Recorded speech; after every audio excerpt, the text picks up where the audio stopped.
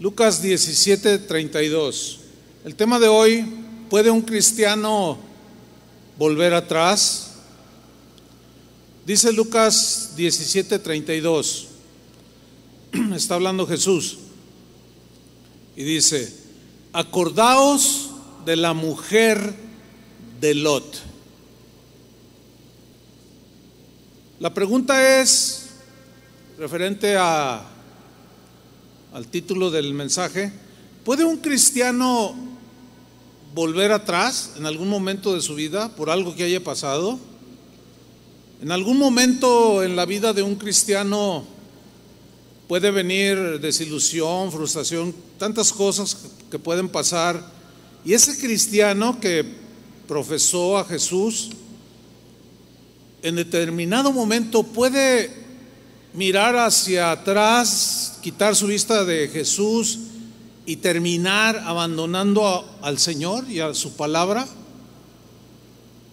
Bueno, hay un sector dentro del cristianismo que responden con un rotundo no. Es imposible que un hijo de Dios mire hacia atrás y se aleje de Jesús. También hay otro sector de cristianos que responden con un rotundo sí, existe esa posibilidad. Y esta aparente contradicción, o esta contradicción, que no es aparente, es muy obvia, se genera cuando nos salimos de la Biblia. Y los grandes teólogos, que mis respetos para ellos, pero no todos se mantienen fieles a las Escrituras, y comienzan ellos a cavilar y arman sistemas teológicos, y surgen discusiones como esta. ¿Acaso puede un cristiano en determinado momento mirar atrás y abandonar a Jesús?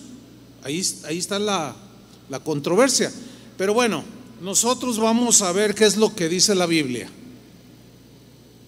Y si después de eso algunos todavía están allí con que no, pues es que yo lo percibo así, bueno, vamos a estudiar la Biblia y punto. ¿Qué les parece? ¿Está de acuerdo conmigo? Muy bien. A fin de cuentas es la Biblia nuestro fundamento, o en donde fundamentamos nuestra fe. ¿Por qué Jesús le dijo a sus discípulos: acuérdense de la mujer de Lot? ¿Por qué? ¿Cuál era el propósito de mencionar a la mujer de Lot? ¿Cuál es el contexto en el cual Jesús dijo este texto que acabamos de leer? Acordaos de la mujer de Lot. Bueno, vamos a ese contexto. En Lucas capítulo 17, versículo 26, voy a leer la versión en lenguaje sencillo. Jesús está hablando sobre su regreso, su segunda venida a esta tierra que vendrá por los suyos, o sea, por nosotros. Y dice Lucas 17:26: cuando yo, dice Jesús, el Hijo del Hombre regrese a esta tierra, la gente estará viviendo, o sea, como una característica de ese tiempo, la gente estará viviendo como en los tiempos de Noé. Versículo 27: antes de que Dios inundara toda la tierra con agua, entiéndase, diluvio, la gente comía, se divertía, se casaba. La Reina Valera decía: se casaban, se daban en casamientos, disfrutaban de la comida, la bebida.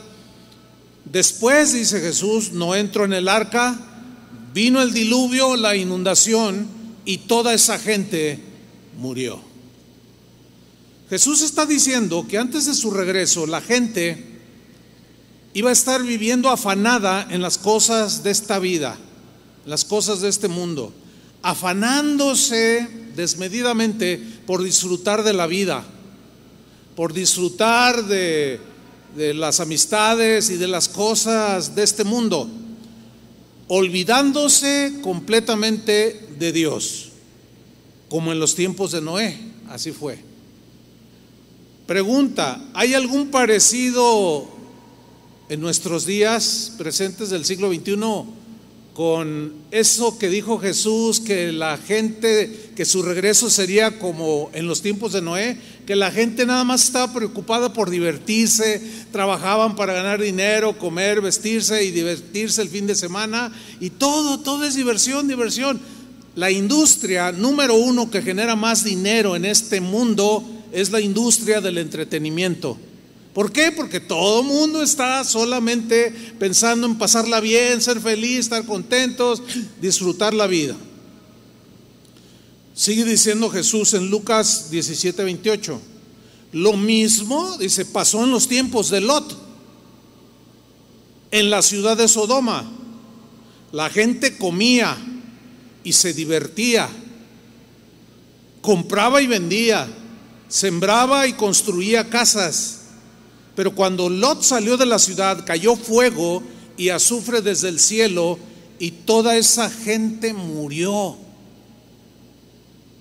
Y luego dice en el versículo 30 Jesús, ya en su presente con sus discípulos, algo así, dice, algo así o semejante será cuando yo, el Hijo del Hombre, vuelva otra vez. Si en ese momento alguien está en la azotea de su casa, que no baje a sacar sus pertenencias. El que está trabajando en el campo, que no regrese a su casa. Recuerden que la esposa de Lot se convirtió en estatua de sal por mirar hacia atrás, dice esta versión. El texto que leímos al principio dice: acordaos de la mujer de Lot. ¿Qué hizo Lot? Dice que miró atrás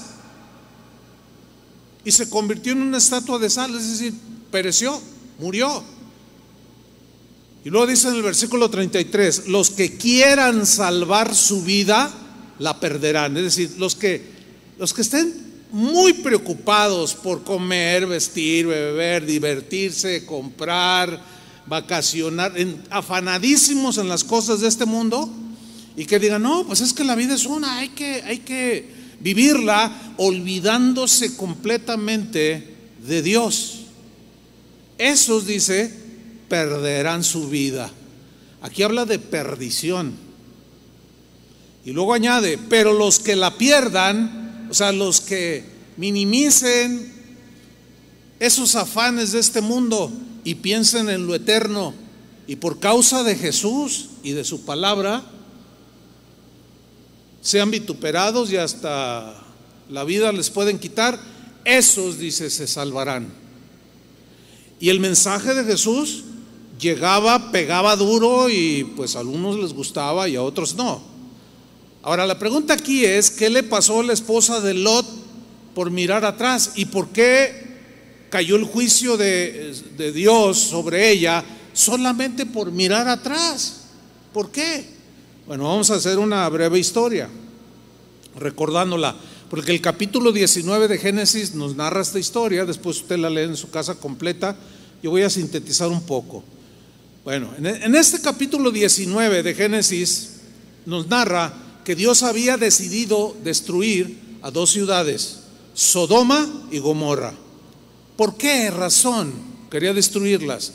Porque sus habitantes habían rebasado con mucho los niveles más altos de la maldad, de la corrupción, de la inmoralidad. Había llegado hasta los cielos las acciones de la gente que habitaba estas dos ciudades, Sodoma y Gomorra. Dios comisiona a dos ángeles para que vayan y rescaten a Lot, que era sobrino de Abraham, que era un creyente en Dios, pero que un poco seducido por las atracciones mundanas de Sodoma, había escogido irse a vivir a esa ciudad junto con su esposa. Posteriormente tuvieron hijos, pero dos ángeles llegan al anochecer a la ciudad de Sodoma. Lot estaba en la puerta de la ciudad, y cuando los vio venir, él no sabía que eran ángeles, porque ellos tomaron la apariencia de personas como nosotros, y era una costumbre muy importante en aquel tiempo, para la gente de los tiempos bíblicos, hospedar a los que iban de paso. Entonces Lot se levanta y les dice: varones, hombres, pasen a mi casa, y les ofreció hospedaje. Los ángeles no querían. Finalmente ceden, entran a la casa con Lot. Y miren lo que sucede en Génesis 19:4. Voy a leer en la versión Palabra de Dios para Todos. Antes que los ángeles se acostaran a dormir, todos los hombres de Sodoma, viejos y jóvenes, subrayo esto, hombres de Sodoma, viejos y jóvenes, rodearon la casa de Lot. Y llamaron a Lot y le dijeron: Lot, ¿dónde están los hombres que llegaron aquí esta noche? ¿Dónde están? Y quiero que mire con atención cómo traduce esta versión lo que estos hombres dijeron. Hazlos salir para que podamos tener relaciones sexuales con ellos. En la versión Reina Valera dice: sácalos porque los queremos conocer. Pero conocer en esa traducción fue usada como un eufemismo. Un eufemismo es una expresión que trata de minimizar lo fuerte de otra expresión. Cuando dice sácalos para que los conozcamos, no es hola compadre, ¿cómo está? ¿A quién le va? No, pues que a las chivas. No. Aquí conocer es tener relaciones íntimas. Entonces vemos a hombres viejos y jóvenes, homosexuales, violadores, queriendo violar a esos dos hombres que habían entrado a la casa de Lot. Sácalos, dice. Hay una versión que dice porque los queremos violar. Eran violentos y violadores, homosexuales. Entonces los ángeles le hablan con Lot y le advierten que debe salir de la ciudad lo antes posible, en cuanto amanezca. La razón, porque Dios va a destruir esta ciudad junto con Gomorra por su maldad. Y miren lo que sucede. Vamos allí mismo en Génesis, pero en el versículo 12. Los dos hombres, o sea, los ángeles, le dijeron a Lot, cuando ya los urgían para salir: ¿hay alguien más aparte de tu familia aquí? O sea, en su casa. Llévate de este lugar a tus hijos, tus hijas, o sea, de la ciudad, los esposos de tus hijas y a todos tus parientes que se encuentren aquí en la ciudad. Llévalos contigo, porque vamos a destruirla. El Señor ha escuchado lo perversa que es esta ciudad y nos envió para destruir esta ciudad. Entonces Lot salió y les dijo a los esposos de sus hijas: levántense y abandonen este lugar, porque el Señor va a destruir la ciudad pronto. Y miren la reacción de los yernos. Pero sus yernos pensaron que Lot estaba bromeando, pensaban que estaba jugueteando. Exactamente como en los tiempos de Noé, que Noé les advirtió: viene un diluvio, y se rieron de él, se burlaron de él, construyendo un arca donde no hay agua, y se burlaron de él. Pero cuando vino el diluvio quisieron entrar, pero ya Dios había cerrado la puerta, y Jesús mismo dijo: y toda esa gente murió. No estamos bromeando, el mensaje de Jesús no es broma.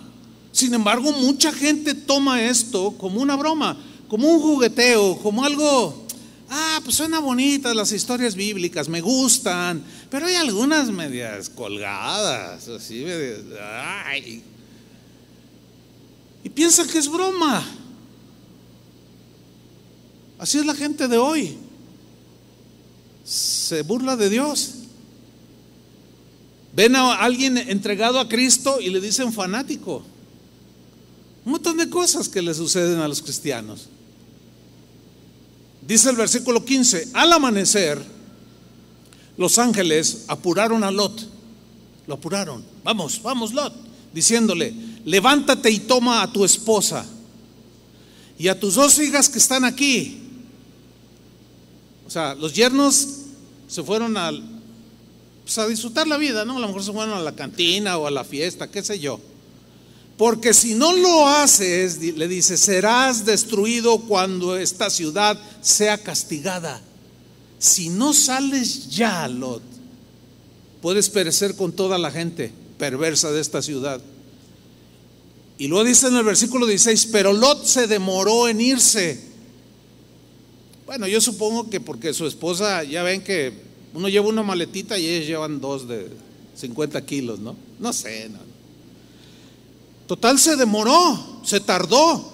Y los ángeles, dice que así que los hombres lo tomaron de la mano, lo tuvieron que tomar junto con su esposa y sus hijas, porque el Señor estaba siendo misericordioso con él, o sea, con Lot, porque él aunque era medio carnal, pero él tenía fe en Dios, creía. Dice que lo sacaron y lo dejaron fuera de la ciudad.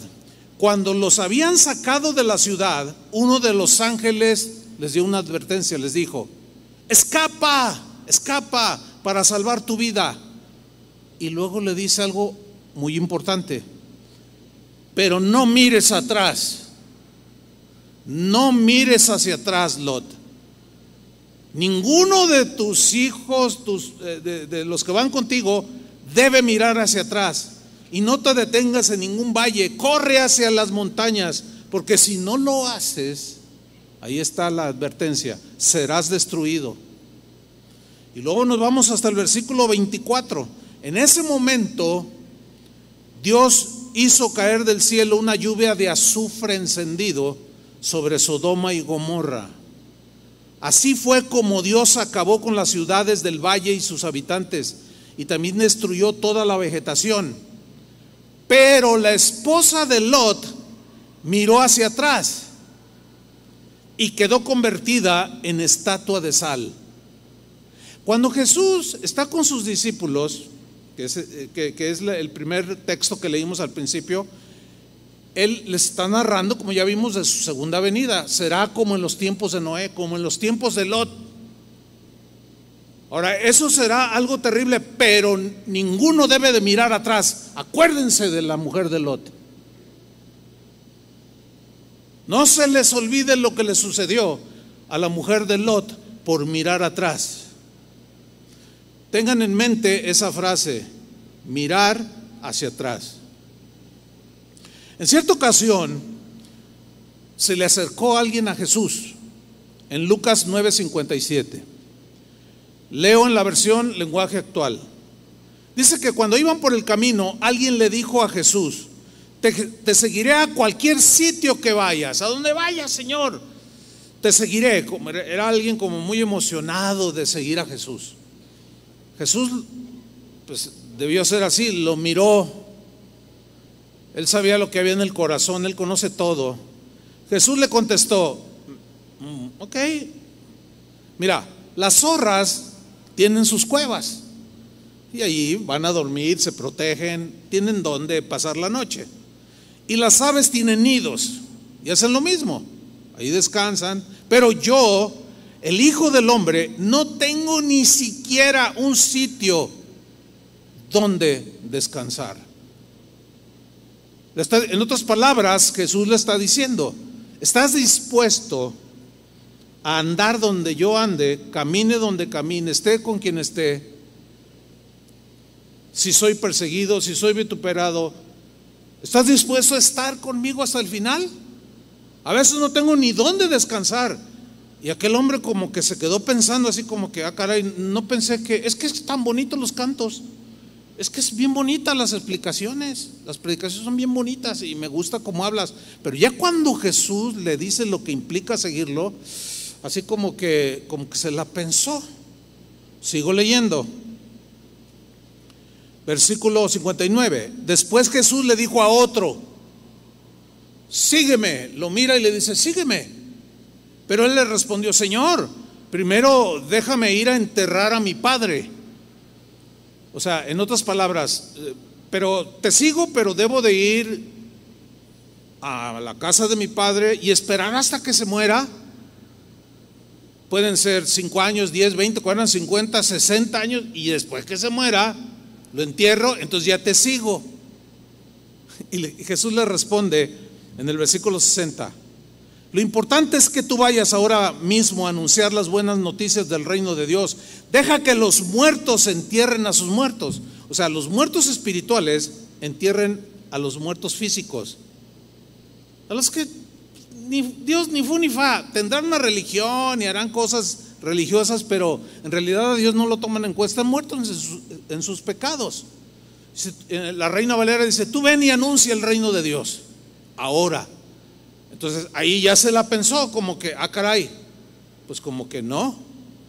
Luego en el versículo 61 dice que vino otra persona y le dijo a Jesús: Señor, quiero seguirte. Nadie lo estaba presionando, era una decisión que estaba tomando. Quiero seguirte, pero primero déjame ir a despedirme de mi familia. Y miren lo que le dijo Jesús, pongan atención. Jesús le dijo: ninguno, tú, yo, aquel, todos, ninguno que poniendo su mano en el arado para partir la tierra y sembrar, ninguno que pone sus manos en el arado mira hacia atrás. ¿Qué hizo la mujer de Lot? ¿Qué hizo? Miró hacia atrás. Ninguno que pone sus manos en el arado y mira hacia atrás es apto para el reino de Dios. Cuando Jesús les dice a sus discípulos: acuérdense de la mujer de Lot, ¿qué piensan ustedes que les quiso decir? Ok, me van a seguir, me quieren seguir, cueste lo que cueste, pues sí, pero acuérdense de la mujer de Lot. Conmigo sí, o decídanse de una vez, no. Porque en medio de la travesía, en medio del camino, no es muy bueno para ustedes que de pronto digan: dijo mi mamá que siempre no, que mejor me regreso de donde salí y miro hacia atrás. No, dijo Jesús, tienen que marchar firmes hasta el final. Este mismo versículo de Lucas 9:62, en la versión actual, mire cómo se lee. Jesús le dijo: no se puede pertenecer al reino de Dios y hacer lo mismo que hace un mal campesino. ¿Qué hacía un mal campesino? Y le pone una ilustración que todo el mundo entendía, porque ellos eran gente de campo y conocían a los sembradores. Y les dice: un mal campesino hace esto: al que se pone a arar el terreno y vuelve la vista hacia atrás, los surcos le salen torcidos. Eso es lo que Jesús quiso enseñar cuando dijo: acuérdense de la mujer de Lot. Y ninguno que pone sus manos en el arado y voltea para atrás va a torcer todo, porque su pensamiento está dividido, no está decidido en seguir de manera determinante al Señor. Los que sembraban en aquel tiempo solían poner en los extremos del terreno, podía ser un tronco seco o un árbol, y ellos se quedaban mirando directamente, fijamente al árbol, con las manos en el arado, y no quitaban su vista de ese objeto que era como el que los iba a dirigir para hacer los surcos derechos. Entonces, si un mal agricultor, como dice esta versión, va haciendo el surco, va mirando fijamente hacia adelante y luego gira su rostro para mirar hacia atrás, ¿qué hace con el surco? Se desvía, lo tuerce. En otras palabras, si tú miras para atrás, ahora que eres cristiano, vas a torcer todo. Se te van a torcer tus pensamientos, tus acciones, tus intenciones, todo va a estar revuelto, vas a ser una madeja que luego no vas a poder desenredar, y esa será tu perdición. Por eso les dijo: acuérdense de la mujer de Lot. En el momento en que ella miró hacia atrás, ya algo estaba desviando el camino que le habían dicho los ángeles: aquí derecho, corran, pero no miren hacia atrás. Tienen que correr de manera recta hacia aquellas montañas, que es donde van a encontrar salvación. Y esa es la manera de caminar con Cristo, de manera recta, fijando los ojos en Él. Amén. Por consiguiente, en el momento en que un cristiano mira hacia atrás, es porque algo está añorando en su corazón de las cosas del mundo, como la mujer de Lot. Ella estaba tan ensimismada, tan impregnada de la buena vida que tenía ahí en Sodoma, porque eran ciudades muy prósperas, eran muy ricas, que dijo: ¿cómo irme a las montañas y dejar todo lo que Sodoma representa para mí? Las fiestas, los vestidos, los palacios, los perfumes, los bailongos, y ay, va a venir la banda Limón, y ay, ¿cómo la voy a perder? Este mirar atrás no es una mirada momentánea, así como algo como esto. No significa. Significa que ella se detuvo en la carrera y giró y se quedó mirando fijamente las ciudades. Entonces, mirar atrás no es una mirada momentánea, sino es una mirada que se clava en aquello que quieres. Es como cuando ves pasar el auto que tú quieres. ¿Así? O sea, ahí va el bolchito. Ay, se fue, quieren un bolchito. Y se quedan viendo y le dicen a sus amigas: mira, uno como ese, mi amor, uno como ese. No, y hasta que se pierde por allá lo dejas de ver. Clavaste tu mirada, o como cuando pusiste tu mirada en la que hoy es tu esposa. Bueno, yo me acuerdo cuando vi a Vicky por primera vez. Era una fiesta del mundo, pues éramos mundanos. Estábamos en una fiesta del mundo. Y hacia lo lejos, como de aquí al fondo, yo la vi y no le despegué la mirada, pero para nada. Y un amigo que venía conmigo dice: oye, mira, allá está una muchacha que está así, y tiene ojos verdes, está preciosa. Cuando fui al baño la vi. Le dije: no, ya la estoy viendo. Pero yo no le quitaba la mirada. Y me dijo: voy a ir a hablar con ella. No, hazte para allá, le dije, yo voy. Bueno, el resultado de haber fijado mi mirada, ahí está, 45 años o más, ya perdí la cuenta de mi vida de casados, felizmente casados, gracias a Dios. Bueno,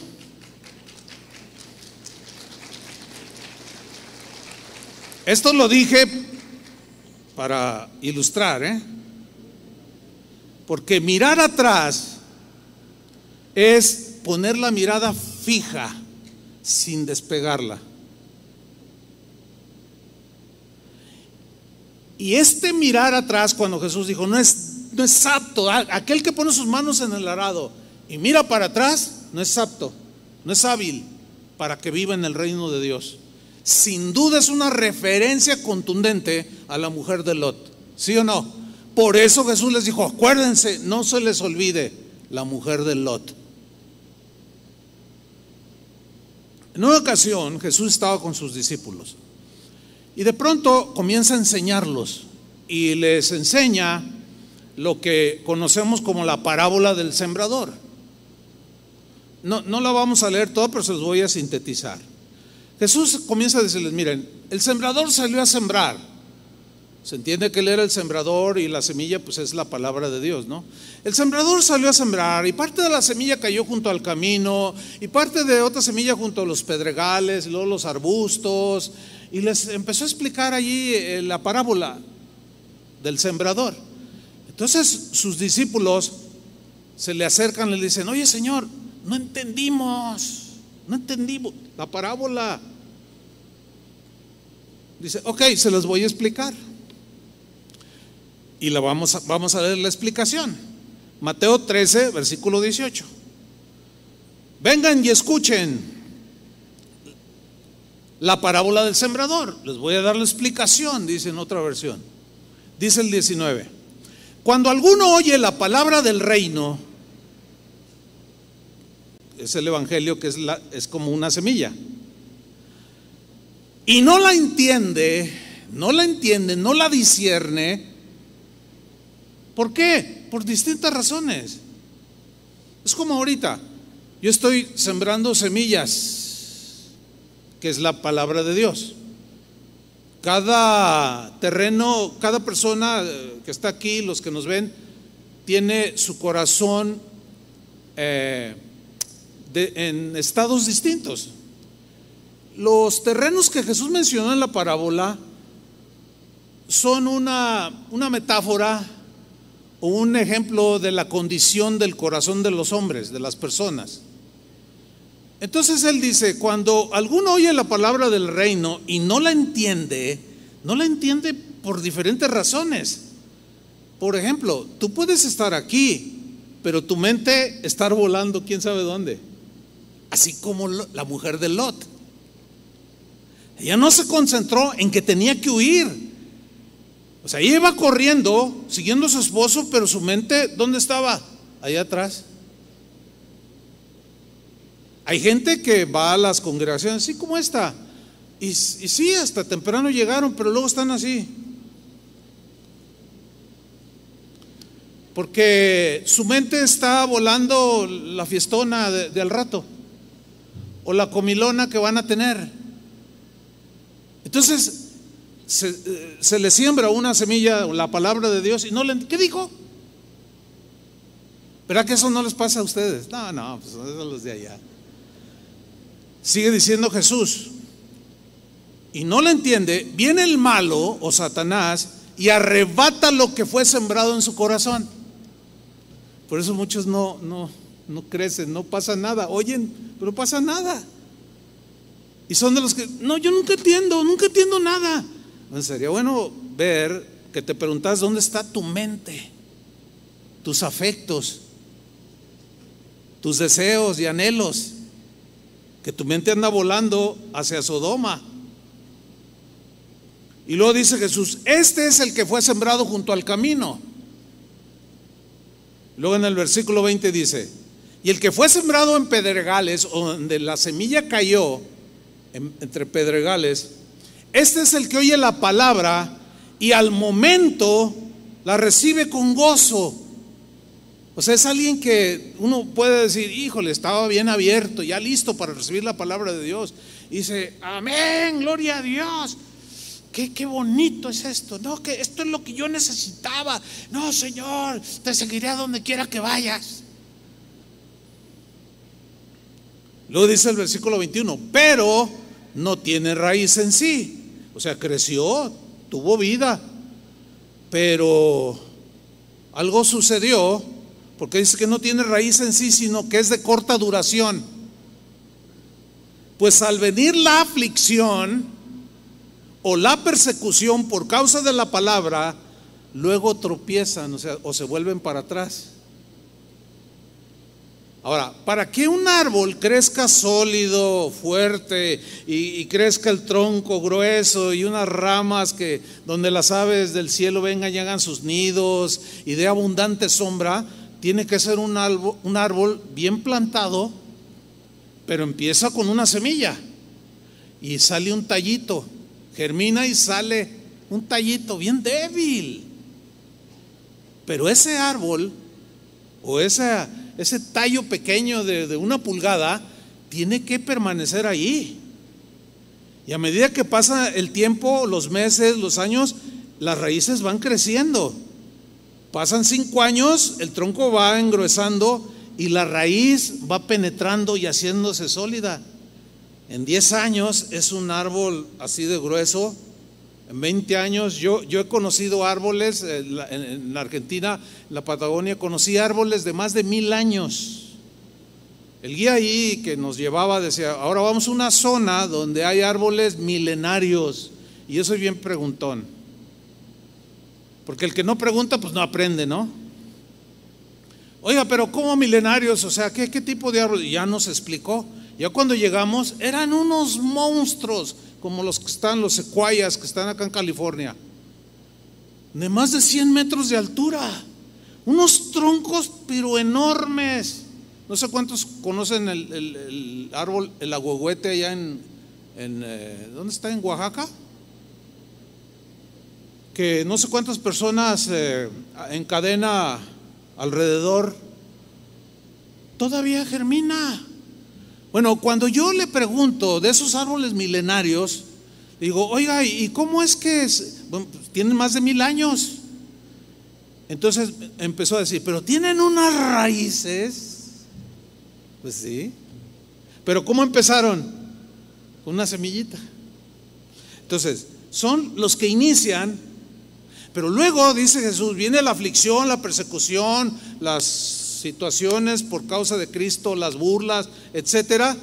Y luego, pues, algo sucede y tienen sus manos en el arado, apenas dan los primeros pasos, viene esto y algo sucede y se desaniman o qué sé yo y miran hacia atrás. Timoteo era muy joven en el ministerio. Él no entendía mucho de lo que Pablo sufría como apóstol, ya lo vimos la enseñanza pasada.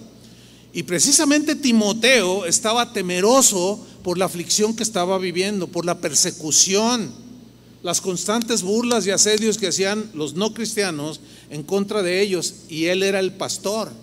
Y él comenzó a padecer, a sufrir, de tal manera que se dieron cuenta que estaba titubeando. Le llevaron la noticia a Pablo y escribe la primera y la segunda carta. Timoteo, no, levántate, mira, Dios no nos ha dado espíritu de cobardía, sino de poder, de amor y de dominio propio. Sé fiel, sufre penalidades como fiel soldado de Jesucristo. Entonces Timoteo recibe la carta y comienza a ser alentado. Y llega a esa parte donde dice Pablo en la carta, porque si le negáremos, Él también nos negará.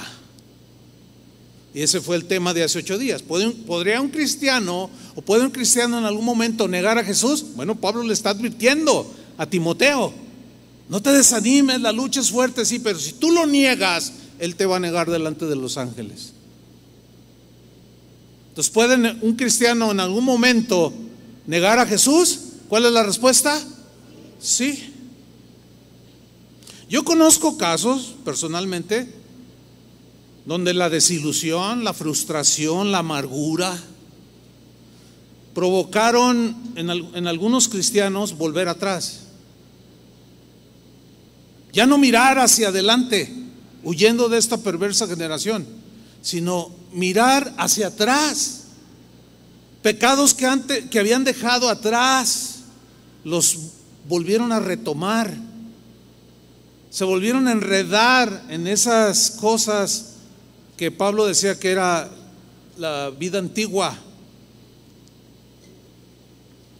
Torcieron sus caminos al mirar atrás y terminaron desviándolos. De tal manera que yo puedo testificar que cristianos que yo presencié su conversión, así de primera mano, vi los frutos, vi la vida espiritual, vi la transformación, pero en el trayecto algo pasó. Y algunos de ellos que volvieron atrás, el día de hoy son ateos. Así como lo oye, ateos. Hasta páginas de YouTube han abierto donde se burlan de Dios, de Jesús. No, yo un tiempo fui cristiano, pero era cuando no pensaba. Yo antes fui cristiano, pero es que era bien menso, como todos los que andan allí, que no sé qué. Y yo salí de esas cosas. Ahora es inteligente. Conozco muchos casos así. Entonces si alguien viene y me dice, no, es que no eran cristianos. Y no, ¿cómo tú puedes decir eso? ¿Tú los conociste? Yo sí los conocí. ¿Conocen alguno que en algún momento miró hacia atrás y ya no está? ¿Conocen cuando menos uno? Levanten la mano. Un montón.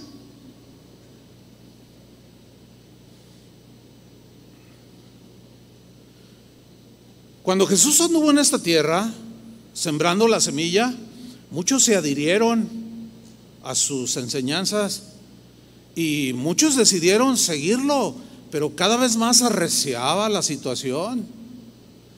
Y hubo momentos en que algunos se fueron para atrás al mismo Jesús Y él nunca les dijo: tú eres un aparente cristiano, tú eres un aparente seguidor mío, pareces, pero no estoy seguro. ¿Se imaginan? Por supuesto que él sabía si eran genuinos o no. Pero miren lo que dice Juan 6:66. Después de que él les da un discurso de que yo soy el pan de vida, yo no soy como el maná que Moisés les dio en el desierto, el pan del cielo, pero yo soy el pan que descendió, el pan vivo. Y todos: ¿cómo? Sí, y el que no come mi carne y bebe mi sangre no puede tener parte conmigo. Y no entendían el mensaje algunos. ¿Cómo nos va a comer su carne y a beber su sangre? Eso sonaba espantoso ante los ojos de un judío que no comían ni chicharrones de puerco, menos iban a ser caníbales o a beber sangre humana.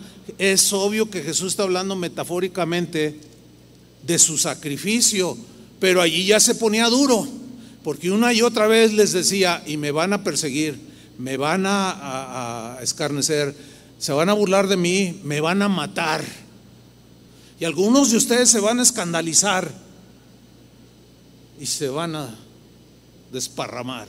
No, nosotros no. Leo Juan 6:66.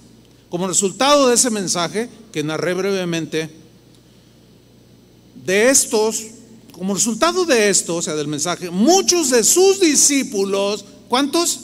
Muchos. O sea, fíjate, no dice aparentes discípulos, es una aseveración, o sea, es un contundente.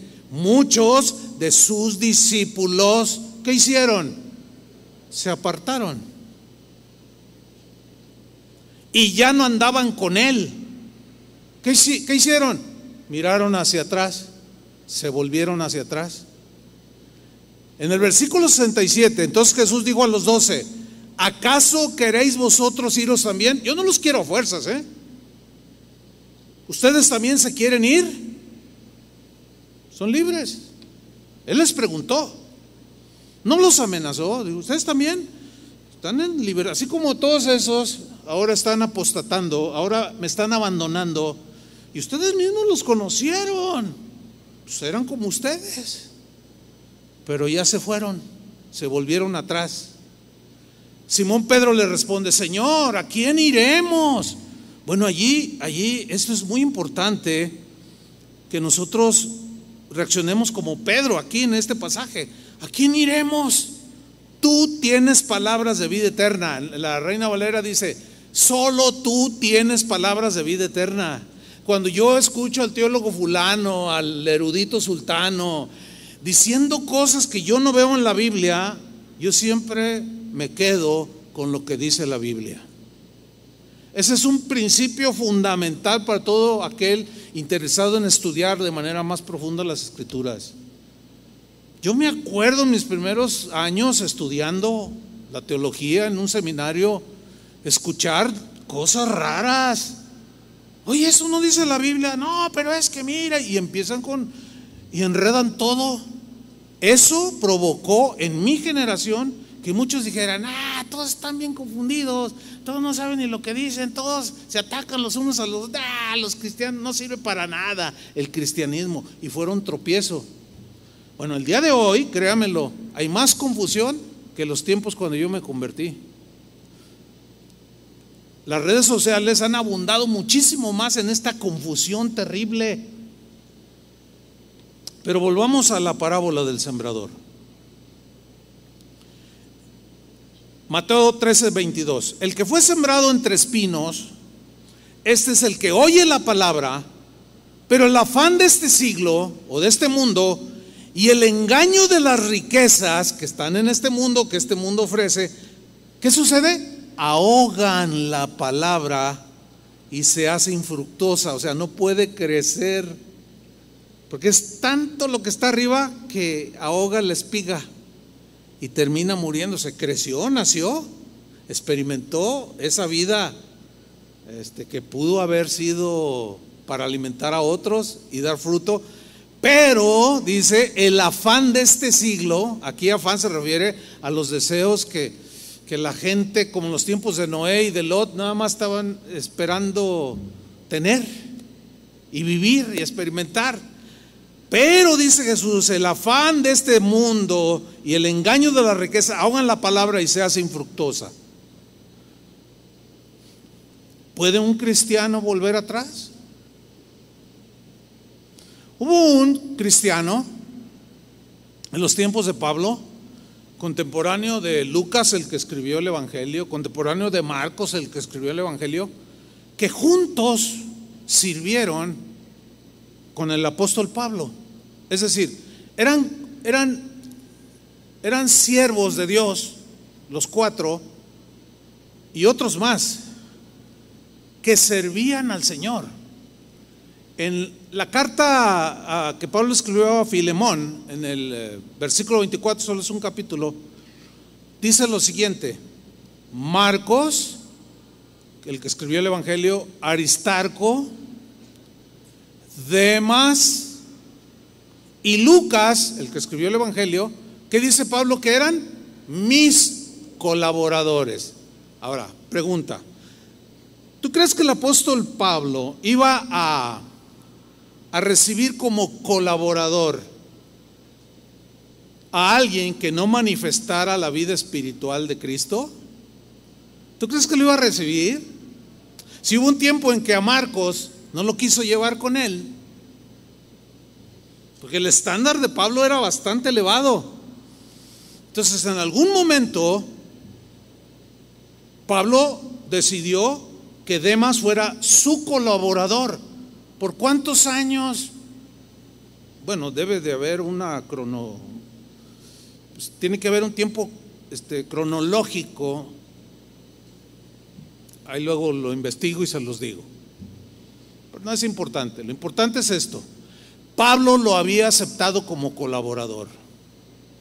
Ahora, las situaciones que vivía Pablo las vivieron Marcos, Aristarco, Demas y Lucas. Pero en ese trayecto del ministerio algo le pasó a Demas.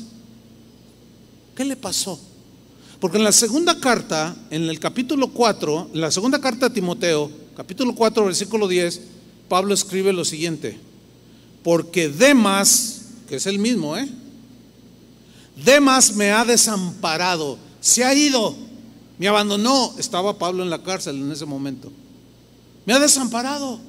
Antes venía, oraba por mí, me daba palabra de ánimo y así estuvo. Me mandaba recados, yo le mandaba, sabía lo que andaba predicando, todo, viajaba, todo, mi colaborador.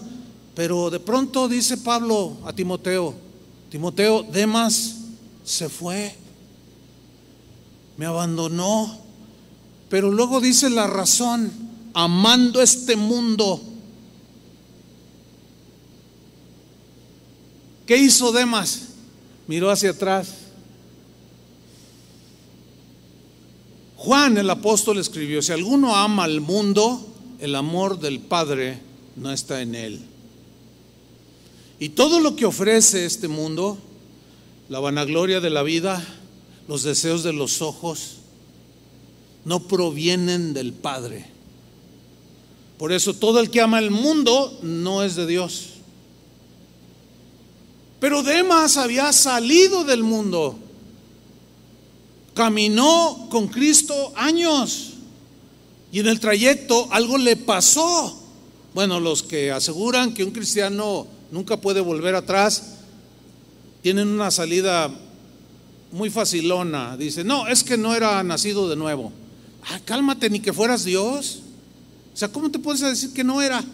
O sea, que eres más inteligente que el apóstol Pablo, que lo miró de tú a tú y lo discernió y vivió con él, comió con él, y tú dices que no era cristiano. Bueno, yo me quedo con lo que dice aquí, que era su colaborador, y se da a entender que era un hombre fiel. Pero de pronto mira hacia atrás, comienzan sus caminos a torcerse, sus pensamientos, y termina amando, yéndose al mundo, porque amaba este mundo. Y se fue ¿a dónde? A Tesalónica, que en los tiempos bíblicos era un equivalente más o menos a lo que hoy es Las Vegas, en Nevada, en los Estados Unidos. Un día me acuerdo que un pastor me dijo: te invito a Las Vegas. Y yo le dije: ¿a Las Vegas? Y dice, sí, sí, yo sé que vas a pensar que pues es que Las Vegas. Cuando tú oyes o alguien te dice, te invito a Las Vegas, ¿qué viene a tu mente? Ay, pues un lugar bien sano para la familia. O sea, pues es obvio, ¿o no? Pero ¿qué le pasó a Demas? Se fue a Las Vegas y ahí se quedó a vivir. Él había conocido al mundo como tú y yo conocimos al mundo. Y todo lo que el mundo ofrece, de allá venimos todos. Nadie me puede decir, al menos a mí, que lo que el mundo ofrece es mejor que lo que Cristo ofrece. Porque sería la peor insensatez que alguien diga eso. Y si lo dice y lo llega a decir y a hacer, como algunos desgraciadamente les ha sucedido, es porque miraron hacia atrás, despegaron sus ojos de Jesús. Termino con la parábola del sembrador, Mateo 13, 23. Mas el que fue sembrado en buena tierra, este es el que oye la palabra y entiende la palabra y da fruto, produce a 100, a 70 y a 30 por uno. Ahora, esta parte de la parábola que habla del fruto que da un cristiano, buena tierra, Lucas menciona también esa parábola, pero vamos a leer lo que él dijo de este rasgo, el que se fue sembrado en buena tierra. Lucas 8:15 dice, mas la que cayó en buena tierra, o sea, la semilla que cayó en buena tierra, entiendes, el corazón noble, humilde, que recibe la palabra. Mas la que cayó en buena tierra, estos son los que con corazón bueno y recto retienen la palabra oída. Retener aquí significa abrazar algo sin soltarlo. Abrazarlo. Suelta. No, no suelto. ¿Qué lo suelto? No. Y se mueren con aquello agarrado, que puede ser en sentido negativo y en sentido positivo, abrazarte de la palabra oída sin soltarla. Y luego dice Lucas aquí, y dan fruto con perseverancia. ¿Se acuerdan que Jesús dijo, y el que persevere hasta el fin, será salvo? ¿Por qué dijo eso? ¿Que acaso no somos salvos en el presente? Sí. Desde el momento en que recibimos a Jesús en nuestro corazón, Él nos salvó, nos rescató.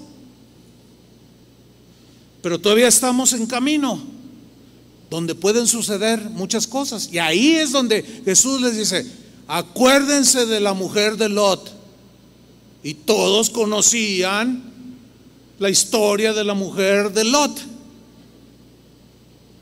Y cuando Jesús les dice, acuérdense de la mujer de Lot, inmediatamente viene a sus mentes, ¿qué hizo la mujer de Lot? Miró hacia atrás y recibió el juicio, pereció. Pablo el apóstol lo entendió como Jesús lo explicó. ¿Por qué no vamos a entenderlo nosotros? Dijo en Colosenses 3, versículo 2, poned la mira en las cosas de arriba, no en las de la tierra.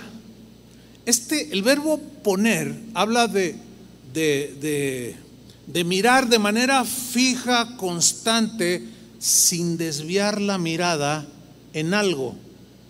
Ahora, el lenguaje que Pablo está utilizando aquí, poned la mira en las cosas de arriba, cuando lo escuchaban los cristianos de aquel tiempo, entendían a qué se refería, porque Pablo utilizó un lenguaje deportivo, es decir, se refería a los arqueros que en las Olimpiadas originarias de Grecia, que ya existían en los tiempos de Pablo, había competencias como el día de hoy.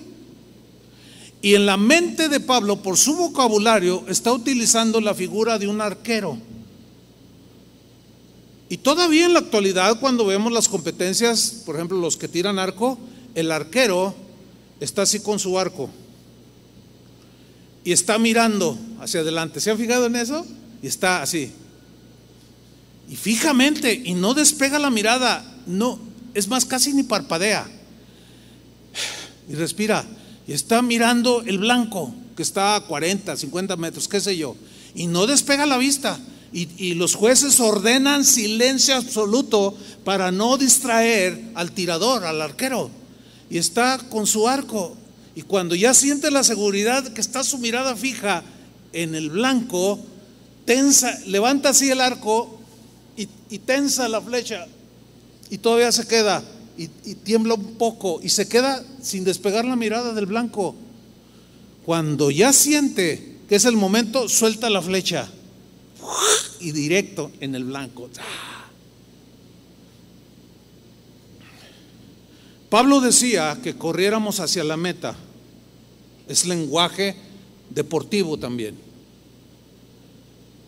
¿Qué tenemos que hacer nosotros para no errar el blanco? Fijar la mirada. ¿Cuándo han visto? Jamás verán en ninguna competencia un arquero que toma el arco y luego de repente está mirando así fijamente el blanco y luego de repente voltea allá con su compadre. Oye, compadre, ¿a qué hora es la comilonga de mañana? No, iba a venir la banda El Recodo. Ah, órale. ¿Cuándo han visto eso? Pues no le va a dar al blanco. Y así están un montón de gente distraída. No tienen sus ojos puestos en Jesús. Parpadean o giran. Y lo que es peor, giran hacia atrás y se quedan clavados como Demas. Terminó mal. Acuérdense de la mujer de Lot. Hebreos capítulo 12, versículo 1. Ahí Pablo, o el escritor de la carta a los Hebreos, sigue utilizando un lenguaje deportivo. El capítulo 11 de Hebreos habla de que por la fe Noé, por la fe Abraham, por la fe Moisés. Ustedes lo conocen, ¿no es cierto? Habla de lo que se denomina como los héroes de la fe, que por fe hicieron esto, hicieron aquello, etcétera, etcétera. Bien, aquí en el capítulo 12 se utiliza un lenguaje deportivo y la figura es de un estadio donde hay espectadores que están viendo a los que están compitiendo. Y luego dice en Hebreos 12:1, en la versión Palabra de Dios para Todos, dice así esta versión: fijémonos entonces que nos rodean muchísimas personas que demostraron su fe. Cuando dice estamos rodeados por una grande nube de testigos, dice la Reina Valera, es un lenguaje deportivo que alude a un estadio donde la gente está sentada. Los estadios son redondos u ovalados y la gente está sentada alrededor y los competidores están en el terreno, y todos esos, dice, todos esos que ya pasaron su prueba de fe, como Abraham, como Moisés, y que triunfaron y que por la fe y por la fe, ahora ellos están espectadores viéndonos a nosotros cómo vamos a correr la carrera, si va a ser legítima, si vamos a tener nuestros ojos puestos en la meta o vamos a andar ahí papaloteando, como decimos aquí en México. Entonces dice en ese lenguaje: fijémonos entonces que nos rodean muchísimas personas que demostraron su fe. Corramos, dice aquí, sin fallar, aludiendo a competencias, En la Reina Valera dice: corramos con paciencia la carrera que tenemos por delante. Y aquí habla de un maratón, así literal, metafóricamente hablando. Y luego dice: quitemos de nuestra vida cualquier cosa que nos impida avanzar, que era lo que hacían los corredores. Se despojaban. Es más, hay crónicas que hablan que los corredores, para estar cada vez más ligeros, llegaron al punto en Grecia de que se desnudaban totalmente para correr las carreras. Cualquier camiseta o túnica o zapatos que trajeran les iba a impedir para correr ligeros. Y eso es lo que está diciendo aquí en relación con el pecado. Dice: despojémonos pues del pecado, dice la Reina Valera, que nos asedia, y corramos para estar ligeros la carrera que tenemos por delante. Y luego dice en el versículo 2, fijemos nuestra mirada. Ahí está. Ahí está otra vez. Fijemos nuestra mirada ¿en quién? En Jesús. Reina Valera dice, traduce así, el autor y consumador de nuestra fe. Y aquí traduce, en quien empieza y termina nuestra fe. O sea, mirando fijamente, como el arquero mira el blanco. Así ustedes, cuando pongan sus manos en el arado, miren al que está enfrente. En el caso del agricultor, el árbol que se guiaba y no despegaba la vista para poder hacer surcos derechos. No aparten su vista de Jesús, hermanos. Pase lo que pase, vean lo que vean, oigan lo que oigan. Un titubeo puede ser fatal. Por eso traduce aquí bien, corramos sin fallar, porque es debido a muerte. Corramos sin fallar, puestos los ojos en Jesús. Ahora Pablo, en su carta a Timoteo, en la primera, en el capítulo 4, él dice algo que a mí en lo particular se me hace muy claro lo que él está diciendo. Pero te vas a encontrar con gente, no, pero que esto, que el otro, y tú dices, ay, pues ahí está, hay cosas difíciles. Pero aquí vamos a leer, primera de Timoteo 4:1, dice así, pero el Espíritu, o sea el Espíritu Santo, dice claramente, yo le puse comillas para resaltar, ¿no? Ahí en lo que están viendo ustedes en la pantalla, el Espíritu habla, dice, está profetizando, está dando algo anticipadamente, dice. ¿Y cómo lo dice? Claramente, sin ambigüedades, no da un espacio para la duda o la interpretación siquiera. El Espíritu dice claramente que en los postreros tiempos algunos apostatarán de la fe. ¿Qué es apostatar? Según la palabra griega,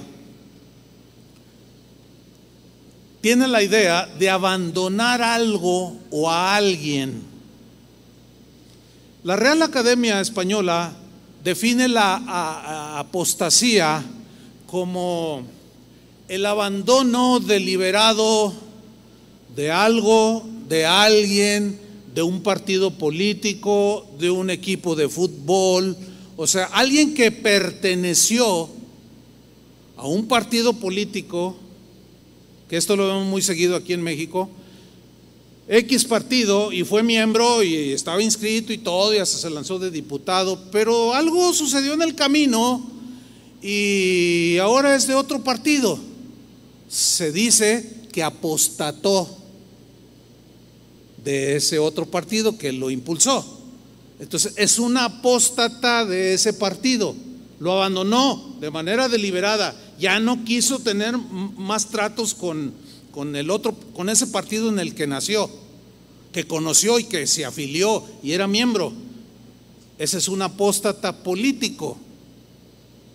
Tenemos también el apóstata deportivo,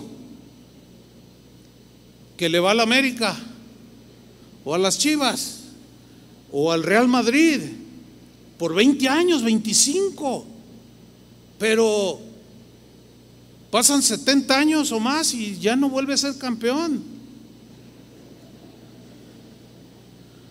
Al buen entendedor, pocas palabras, ¿verdad? Y de pronto dicen, no, ya no quiero irle. Tantos años, se murió mi papá y nunca lo vio campeonar. Y mi abuelo me cuenta que fue campeón. Y ya yo ya no quiero nada más con este equipo. Ya saben cuál es, ¿no? Nada más que ahorita no nombro porque ahorita hay vituperio, ¿verdad? Por lo que ustedes ya saben que pasó. Y se va a las Chivas. Ese es un apóstata deportivo, porque por 25 años apoyó con todo a su equipo y de pronto algo pasó. Ese es un apóstata deportivo. Pues hay apóstatas que salieron del cristianismo, porque ¿de dónde se va a dar la apostasía si no es dentro de la iglesia? Porque afuera son apóstatas. ¿De qué apostatan? El apóstata en la fe, el que abandona la fe, tuvo que estar afiliado a Jesús y haber creído y abrazado y proclamado el evangelio, ¿sí o no? Entonces Pablo dice claramente que en los postreros tiempos algunos apostatarán, abandonarán de manera deliberada a Jesús y el evangelio. ¿Se acuerdan la enseñanza de hace 8 días? Solo 2 cosas dijo Jesús: por cuanto has guardado mi palabra y no has negado mi nombre. 2 cosas, nada más. Con eso ya, tanto rollo teológico, tanta interpretación que tú dices, ay, pero ¿dónde dice eso el texto? No, pero es que fulano de tal en el siglo no sé qué. El Espíritu dice claramente que en los postreros tiempos algunos apostatarán de la fe. ¿Y cuál será la razón de esa apostasía? Lo que oyen, escuchando espíritus engañadores y a doctrinas de demonios. Por eso yo les he advertido un montón de veces: tengan mucho cuidado lo que ven en internet, en YouTube sobre todo. Ay, estoy oyendo a uno que dice que es judío, cristiano y dice cosas de Jerusalén bien bonitas, y el rato ya traes tu gorrito acá.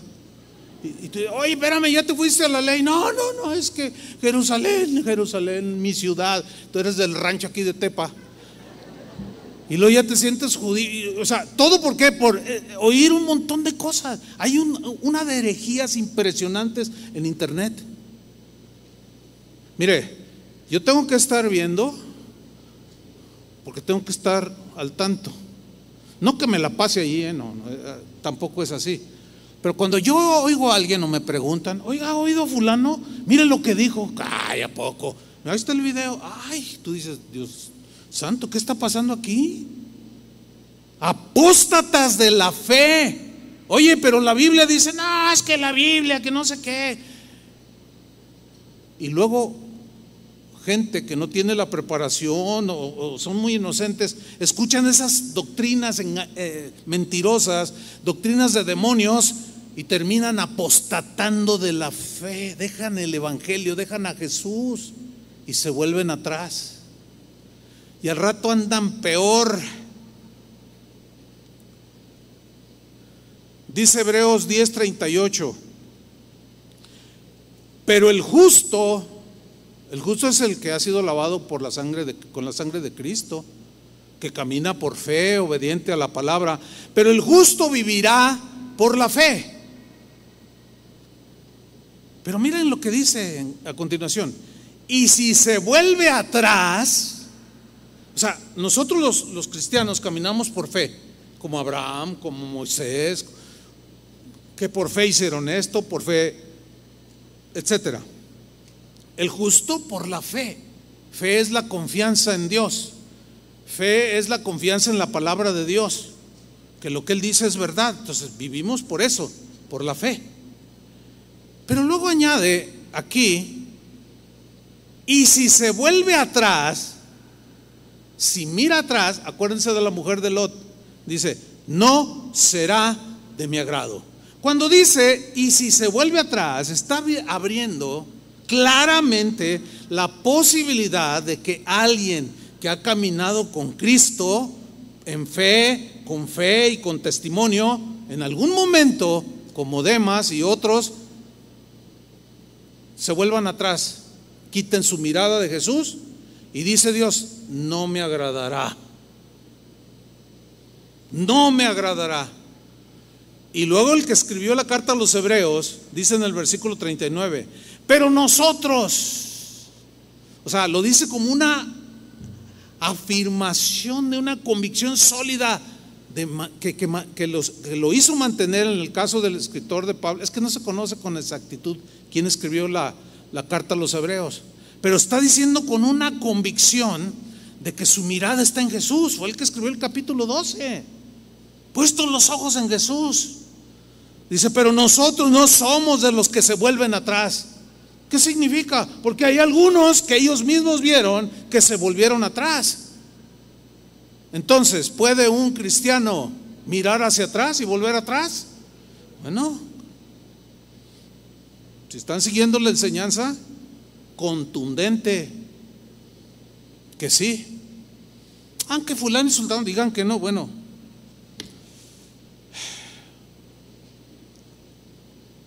Pero nosotros no somos de los que se vuelven atrás y acaban por perderse. Acuérdense de la mujer de Lot. Sino de los que tienen fe y preservan su vida, perseveran hasta el final, como dijo Jesús. Y finalmente, hermanos, Pedro, que era del vulgo, la misma Biblia lo dice, que era un hombre sin letras, no era intelectualmente, su coeficiente intelectual no era tan alto como el de Pablo. Sin embargo, y a pesar de eso, por ser una persona sencilla, entendió igual que Pablo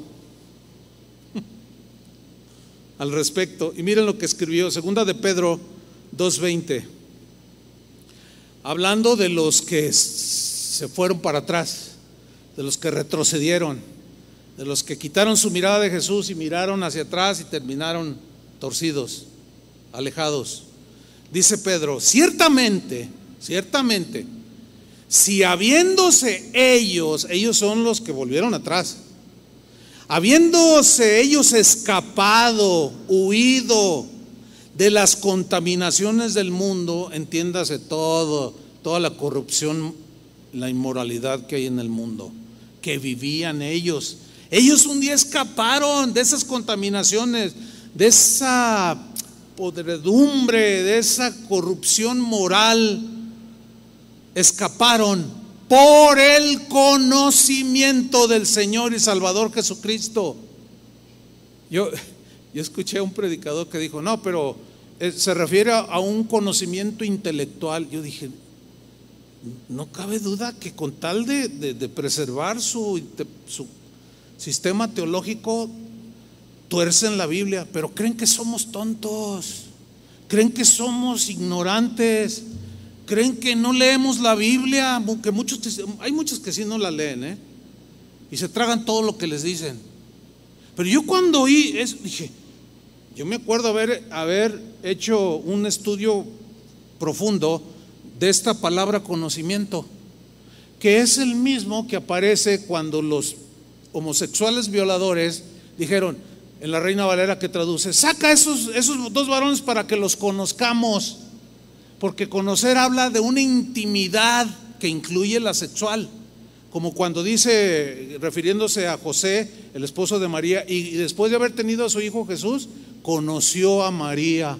Así dice. ¿Qué significa? Que tuvo intimidad sexual. Pero en este caso, pues obviamente es un conocimiento profundo, pleno. Es la palabra griega epignosis, que significa literalmente conocimiento pleno. En otras palabras, Pedro está diciendo, aquellos que habían escapado y que ahora se han vuelto atrás, ellos tuvieron un conocimiento pleno, total, nada de que parcial o intelectual, no, un conocimiento. Por eso pudieron escapar del pecado. No hay otra manera más que conociendo a Jesús realmente. Si habiéndose ellos escapado de las contaminaciones del mundo por el conocimiento del Señor y Salvador Jesucristo, enredándose otra vez en ellas son las contaminaciones del mundo. O sea, fíjate, enredándose otra vez. También se puede traducir como volverse de nuevo a de donde habían salido. Enredándose otra vez en ellas, son vencidos por las contaminaciones del mundo, como Demas y otros muchos. Dice lo siguiente, Pedro, su postrer estado viene a ser peor que el primero. También eso yo lo he visto. Ahora, en el versículo 21 dice algo contundente. Porque mejor les hubiera sido no haber conocido el camino de la justicia, no haber conocido de manera plena, total, convincente el camino de la justicia, que después de haberlo conocido, ¿qué? Volverse atrás. Volverse atrás del santo mandamiento que les fue dado. Pero les ha acontecido lo del verdadero proverbio: el perro vuelve a su vómito y la puerca lavada a revolcarse en el cieno. Y quiero anotar rápidamente donde dice: les ha acontecido lo del verdadero proverbio. Resulta que Pedro cita Proverbios 26:11, que dice así: como perro que vuelve a su vómito, así es el necio que repite su necedad. Ahora, dice el proverbio verdadero porque el proverbio nada más habla de un perro, ¿verdad? Que vomita. Cuando un perro vomita, o cualquier persona vomita, es porque algo no le cayó en el estómago, no pudo digerirlo y lo vomita. Pero Pedro habla de una puerca que fue lavada y regresa a revolcarse en el cieno o en el lodo. Bueno, Pedro está usando este proverbio que acabamos de leer, 26:11, para ilustrar lo necio, lo insensato que resulta volver atrás, regresando a la vida corrompida, sucia e inmoral, y regresando a las cosas viejas que habían pasado, que Pablo dijo: de manera que si alguno está en Cristo, nueva criatura es. Las cosas viejas, la vida corrupta, ¿qué? Pasaron. Y ahora Pedro dice: no, y luego las vuelven a retomar y son vencidos y se vuelven a revolcar. Es como el perro que vuelve a su vómito. Y generalmente, incluso yo por un tiempo pensaba así, de esa manera, que es porque no habían nacido de nuevo. Pero el contexto nos dice que Pedro dice: conocieron el camino de la justicia, caminaron el camino de la justicia, y más les hubiera no haber nacido o no haber conocido y después enredarse otra vez. Su posterior estado, les ha sucedido lo que al perro. Y generalmente se toma como, no, es que así como el perro sigue siendo perro, así estos corruptos seguían siendo corruptos, seguían siendo no nacidos de nuevo. Pero ¿saben una cosa? No está hablando de naturaleza aquí, porque jamás nadie ha logrado cambiarle la naturaleza a ningún animal. ¿Sí o no? ¿Quién? Un perro siempre se va a comportar como perro, siempre. ¿Cuándo han visto a una jirafa comportarse como un gato? No. Yo tengo un gatito porque el otro que tenía ya estaba viejito y se me murió, y bueno, el Señor nos dio otro gatito. Y pues ahí están tus croquetitas y que no sé qué, pero me estaba comiendo un pollo y en cuanto lo saqué, y me empezó y luego dice mi esposa: no le des. Le digo: pues es su naturaleza, ¿o no?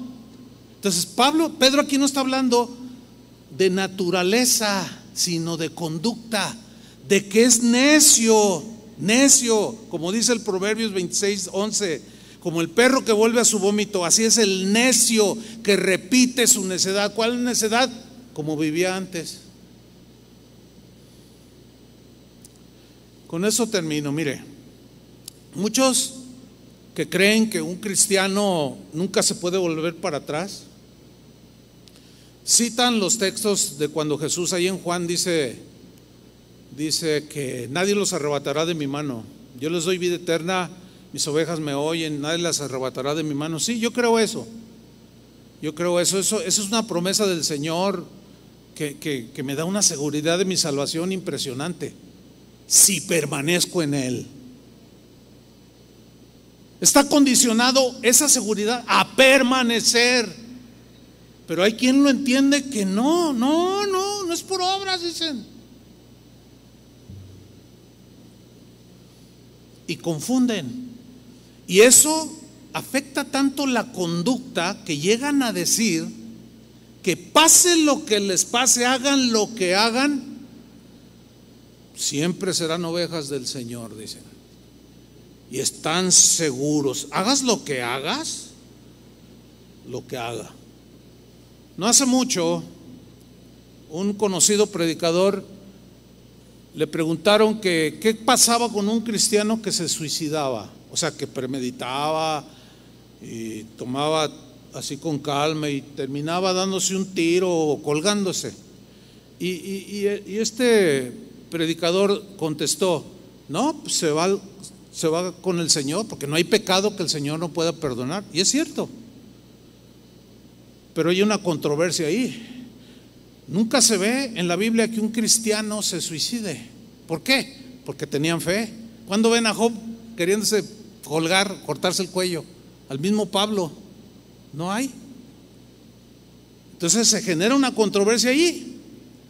Pero entonces ellos aseguran: no, pues es que no pasa nada, no pasa nada.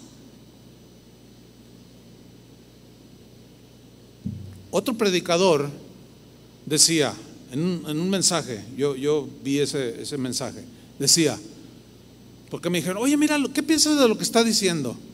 Y lo decía: voy a decir algo que es mi responsabilidad, y si se ofende o no les gusta, pero es algo gravísimo que está pasando en la iglesia cristiana del siglo XXI. Y yo atento a ver qué era lo gravísimo. ¿Saben qué era lo gravísimo? No es posible que mujeres estén predicando en el púlpito. Y ese que dijo eso, ese predicador que dijo eso, es alguien que cree que un cristiano puede suicidarse y se va con el Señor, sí o sí. Entonces yo oí eso y dije: ay, mira, fíjate, se cuelan el mosquito y se tragan el camello. Eso está, porque con la misma lógica que ellos dicen que un cristiano se va al cielo, yo pensé y dije: pues ¿qué le preocupa? Que no le preocupe. ¿Para qué se preocupa este predicador de que la mujer predique? Si perdona a uno que se suicida, ¿no va a perdonar a una mujer que predica el evangelio? ¿Ven cómo se enredan en sus cosas? Pero ahora sí termino con esto. No, ya es promesa, prometido, comprometido. Termino. Cuando yo tenía 16, 17 años, yo estaba en la preparatoria 3, aquí por Gómez de Mendiola. Ahí cursé yo la prepa. En mi salón, yo recuerdo haber tenido mi primer contacto con cristianos. Ahí, 2 compañeros en mi salón, que eventualmente uno se me acercaba o nos decían cosas de la Biblia. No, miren que esto y lo otro. Y, pues yo escuchaba, que a mí siempre me ha gustado aprender cosas, ¿no? Y yo los escuchaba y como que veían que yo les ponía atención. Entonces cuando salíamos así en algún receso: oye, no, mire, y me compartían el evangelio. Pero había algo que a mí no me checaba. Les voy a contar qué. Yo me acuerdo que lo miraba: entonces tú lees la Biblia. No, sí, que vamos a una iglesia y que no sé qué. Oye, pero tú vives igual que yo. En otras palabras, haces lo mismo que yo. Ellos hacían lo mismo que todos hacían. Si se emborrachaban todos los ellos le entraban. Si se agarraban a pleito con los del segundo B, también ellos le entraban. O sea, no había ninguna diferencia entre ellos y yo, salvo que decían que ellos eran cristianos. No voy a decir la denominación, no tiene caso, pero así pensaban ellos. Que un cristiano no puede, pase lo que pase, no le puede pasar nada. Entonces, ya cuando hablábamos así más de cerca, yo decía: no, pero hay algo que no checa. O sea, porque yo asumía que leer la Biblia, seguir a Jesús, fíjense, y no era cristiano. Yo me convertí hasta los 20 años. Y yo decía: no, ustedes dicen que, pero pues hacen todo lo que nosotros hacemos. No, pero es que tú no entiendes. No. Siempre se le sacan con esa. Es que tú no entiendes los misterios de Dios. Bueno, pasan 3 años. Llego a los 20 años de edad, que es cuando me convertí a Cristo. Nací de nuevo. Lo primero que vino a mi mente un día después de convertido fueron esos compañeros en la prepa. Fíjate qué cosas. ¿Cuál fue mi reflexión? Dije: Ay, me acordé, dije, no, porque en un día de convertido yo había entendido, claro, no en la dimensión que ahora entiendo, pero sí había entendido que había entrado en una relación diferente con el Dios vivo, que me había cambiado el corazón y que ahora yo, cosas que hacía, las empezaba a aborrecer y lloraba de arrepentimiento. Y me acordé de mis compas en la prepa y dije, no, estos no eran cristianos. Pero a medida que fui caminando en los caminos del Señor, me empecé a enterar que algunos creen que una vez convertido puedes hacer lo que quieras, vivir como quieras, que al cabo eres oveja y no te pasa nada y que nunca vas a volver atrás y que no hay pecado que el Señor no perdone. Y dije, no, esos no son cristianos. Y después dije, ya sé por qué piensan así, porque hay una doctrina que piensa eso. Es una doctrina falsa, por supuesto. Pues entonces, ¿qué caso tiene que Jesús les haya dicho, acuérdense de la mujer de Lot? Si no les pasa nada, ¿por qué les dice acuérdense de la mujer de Lot? ¿Qué hizo la mujer de Lot? Miró hacia atrás y fue destruida. No miren hacia atrás. Bueno, pasaron como 3-4 años y en un evento de cristianos aquí en la ciudad, entro yo al lugar donde era el evento y ¿qué creen? Que me encontré de frente con los de la prepa. Y cuando me ven, Olivares, ¿qué haces aquí? Les dije, pues soy cristiano. Qué bueno, a ver, vengan. Inmediatamente así, a ver, vengan para acá. Ustedes no son cristianos, le digo. No, ¿y por qué dices eso? Le dije, porque siguen viviendo igual. Pues salvos, ya no pasa nada. Fíjate. Le digo, ¿sabes una cosa? Estás en un engaño. Porque hay 20,000 advertencias a permanecer firmes en la fe, ¿sí o no?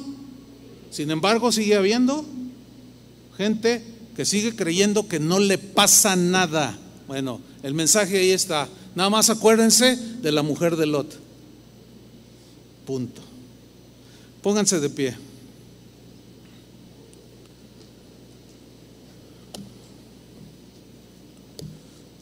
Perdón por tomarles otros 10 minutos más, pero era necesario. Oremos. Señor, agradecemos tu palabra y recibimos la advertencia. Queda muy grabado tu advertencia, acuérdense de la mujer de Lot. ¿Cuál era la instrucción para Lot y su familia? Huyan, salgan de la maldad de esta ciudad. Para nosotros, salgan, guárdense de la maldad de este mundo, pero no miren atrás, no vuelvan atrás. Fijen su mirada en Jesús, porque si ustedes giran sus pensamientos, su mirada hacia otro lado, corren el riesgo de torcerse y terminar en la destrucción como la mujer de Lot. Desgraciadamente murió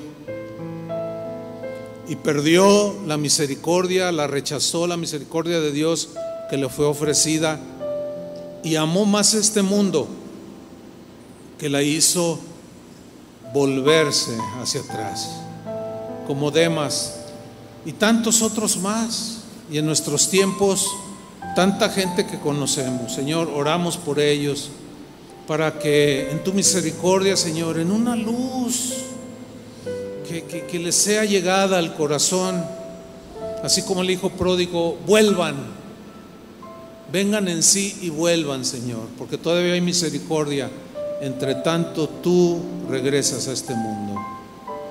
Ayúdanos, Señor, danos abundante gracia para enfrentar las tentaciones. Danos sabiduría para sabernos conducir y danos convicciones sólidas, fuertes, para no mirar a otro lado, sino solamente a ti, Jesús. Ahora, en señal de rendición, levanta tus manos y de tu propio corazón dile, Señor, díselo con convicción: aquí estoy, Señor, ayúdame a llegar a la meta hasta el final.